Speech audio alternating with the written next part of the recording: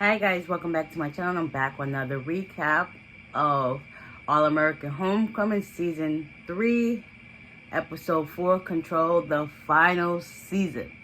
So it starts off with Simone reading a birthday card from her son, baby Shay, and she's also on a phone call with the doctor because she's still complaining about the pain under her right armpit, I believe. And basically, the nurse told her that her regular doctor had to reschedule some patients because something came up. So there's another doctor that's available, and she was just like, "Well, I don't want to see that person because I've specialized in this black doctor, and she specializes in sports medicine. Well, the next appointment is not until 2 weeks." And then she was like, "Okay, fine." The other doctor's available that day, and she basically tells her like, "Listen, should I schedule an appointment?" And she was like, "Fine." So she gets the appointment to go see the doctor later on. After that, she opens her door, and Keisha and Cam serenades her with a birthday song, and Nate got her her cake for her birthday.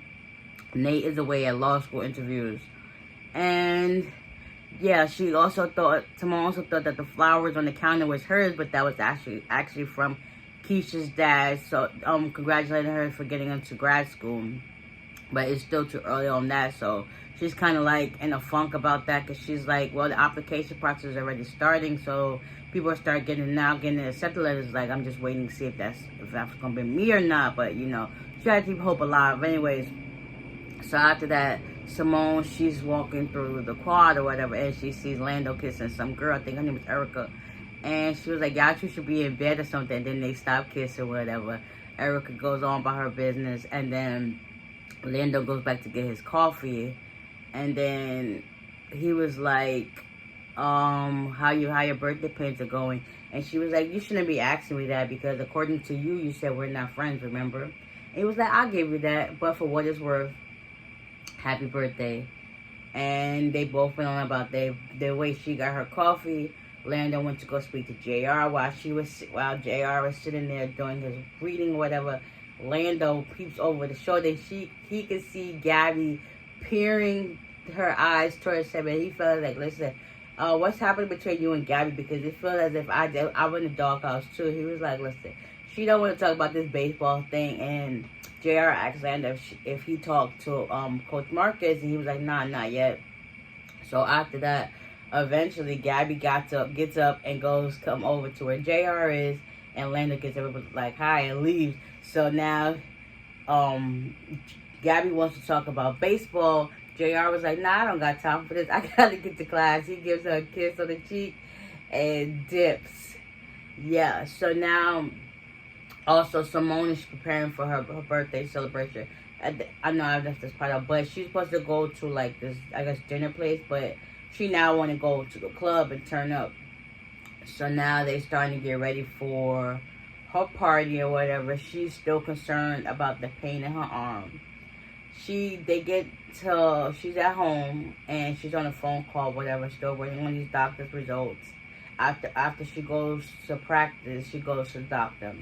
And then by this time, she's already home, and Keisha comes in the room and was like, "Why are you not dressed?" And she was just like, "I'm just waiting on these lab results or whatever." And eventually, she gets off her phone, still nothing from the lab results.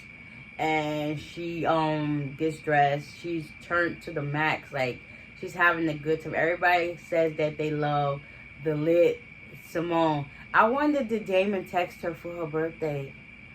Like, I know she's really going through the motions because she's like, her man left. She broke up with him. She now got this pain under her arm. Now she got like these old resurfacing feelings of Lando. It's just like, this girl is literally going through the motions. And she's holding it all together with a smile. But this girl is hurting deep down inside. So she's super turned for her party. Everybody shows up, like Gabby, JR, Keisha, Cam, And they was like, this is the first time we've ever, all four of us hung out together. And they was like, yeah, that is true. So it's like, I guess they gonna try to make it like a thing now. And then Simone comes over. She was like, listen, y'all glasses are empty. It's time to take a shot. It's time to take a shot. It's shot o'clock. Like, let's go. Like, everybody's like, this lit version of Simone is amazing.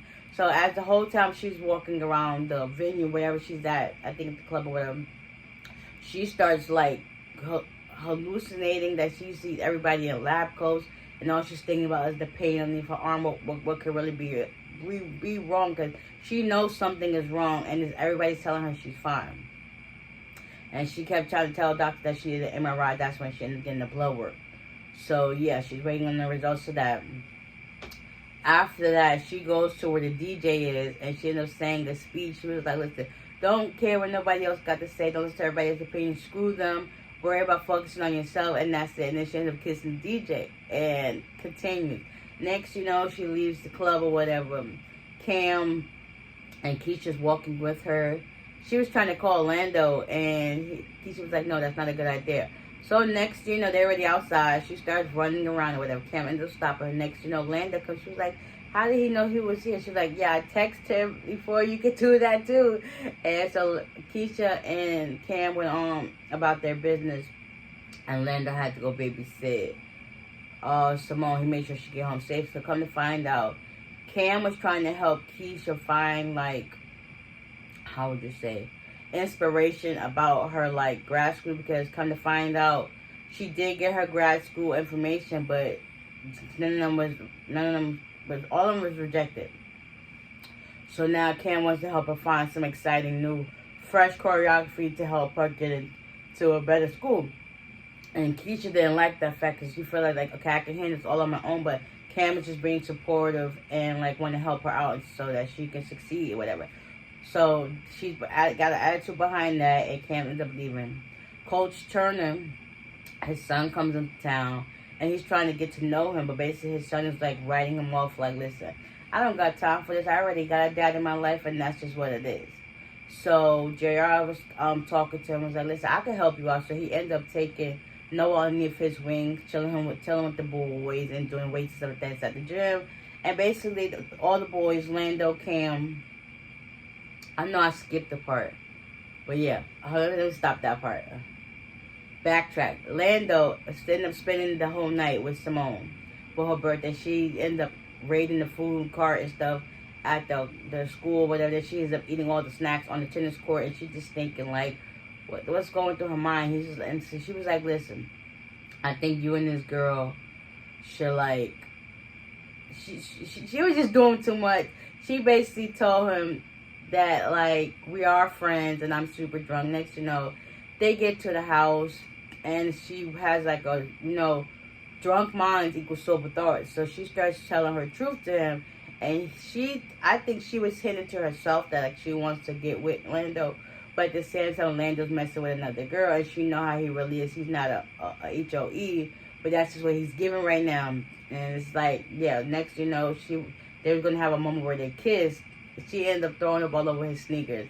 So they wake up the next morning, and she was like, she said something to him, and he ended up leaving because he got a message on his phone. She's like, yeah, you should take that. He's like, no, don't worry about it. It's not important. I think they both want each other to say, yes, I want to be with you, but they too stubborn to say that to each other. So eventually she says something to him, and then he gets up and leaves. Then Keisha comes out, and she was like, good morning. And then all you see, she wake up, she's like, I'm looking for my phone, looking for my phone. She's like, Keisha, tell me for my phone. So they get dressed or whatever. They go looking for her phone. It's nowhere in the house. They get to where the tennis courts was, and Keisha was like, let me call my phone. Let me call your phone again. And she called it, and she was like, my test results, they say everything's fine. And Keisha was like, you act like this was the last thing on earth. What's really going on with you? She was like, well, this was happening, and, you know, I feel like the doctors are not listening to me. She was like, yes, I know, I understand, because remember my mom died. I saw my mom struggle and go through it by herself, and I'm going to be here with you to get through it. So after that, she goes on to finish working out inside the gym. Next, you know, she sees Coach Marcus. Coach Marcus gives her good advice, and she was like, I remember in the beginning, you have a best friend whose father is a doctor. He can help you. So after that, they had their moment, whatever. She also gave him some encouraging words. He was like, yes, I really need to hear that. So she calls up Keisha's dad and asks for a favor. So Coach Marcus, after him and JR got into it behind Gabby, talked behind the back, Noah heard that, and then he was like, that's how fathers act.